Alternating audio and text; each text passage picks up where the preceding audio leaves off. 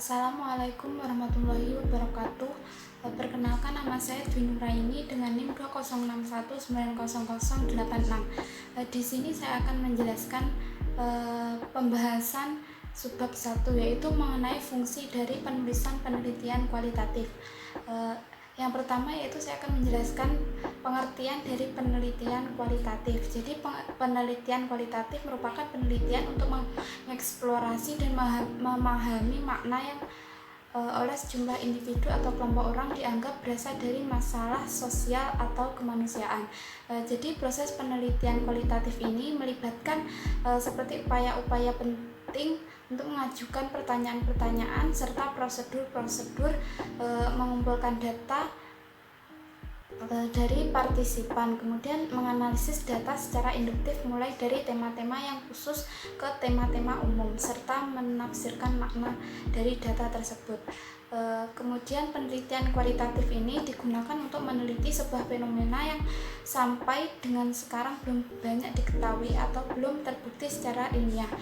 Digunakan untuk peneliti yang berkeinginan untuk menggunakan teknik-teknik yang belum banyak diketahui ilmu pengetahuannya, serta untuk memahami isu-isu rumit yang terjadi selama proses durasi atau kesabaran. Jadi metode kualitatif ini digunakan untuk kepentingan yang berbeda bila dibandingkan dengan metode kualitatif.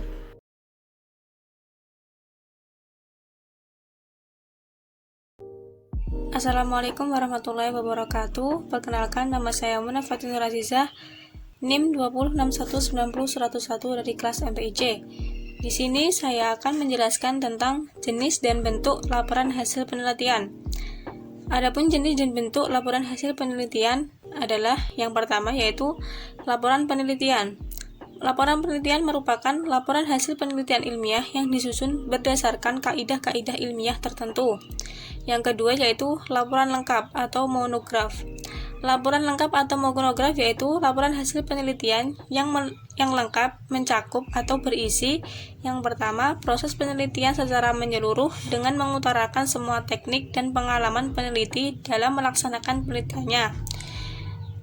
Kedua, teknik penelitian harus menjelaskan hal-hal yang sebenarnya terjadi, dan lain-lain.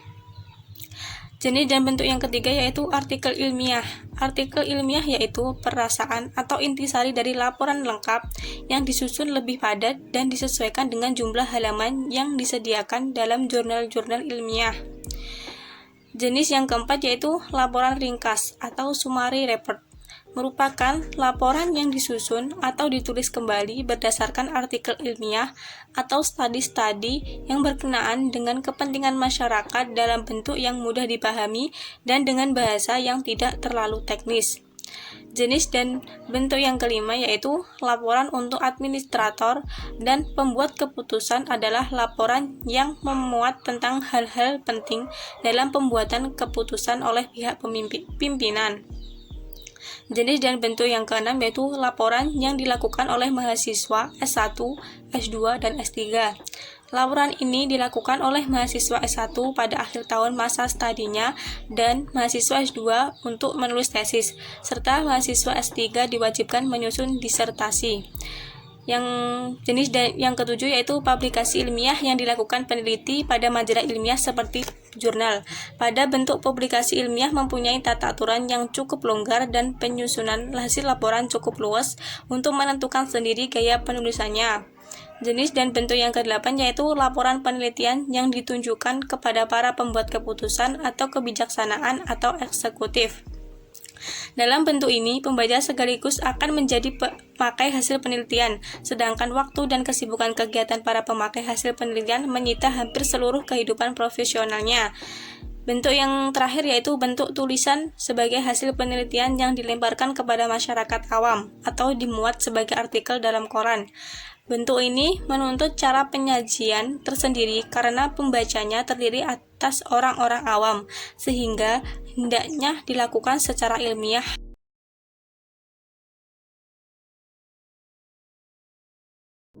Selanjutnya yaitu tentang prosedur penulisan laporan penelitian kualitatif.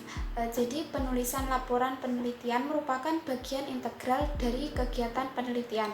Secara keseluruhan, kegiatan penelitian terdiri atas menyusun rancangan penelitian, mengumpulkan dan menganalisis data, serta untuk penulisan laporan. Jadi secara garis besar urutan penulisan laporan dapat dikemukakan sebagai berikut.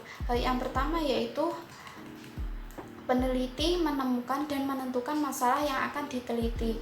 Masalah penelitian dapat bersumber dari kehidupan sehari-hari, bahan pustaka, teori, atau laporan penelitian yang sudah ada. Kemudian yang kedua yaitu jika masalah telah ditentukan dan dibatasi ruang lingkupnya. Lanjut yang ketiga yaitu peneliti menulis usulan penelitian dalam bentuk yang lebih rinci atau desain operasional. Kemudian yang keempat yaitu peneliti melakukan kegiatan pengumpulan data di lapangan. Kemudian yang kelima yaitu peneliti mempertajam kajian pustaka yang telah dilakukan.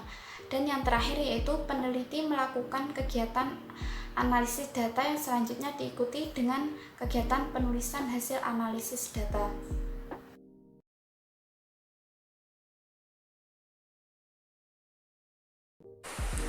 Selanjutnya yaitu penulisan penelitian kualitatif.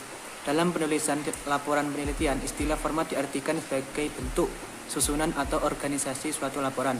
Format berkaitan dengan perihal bagaimana bagian-bagian laporan penelitian diurutkan dan disusun.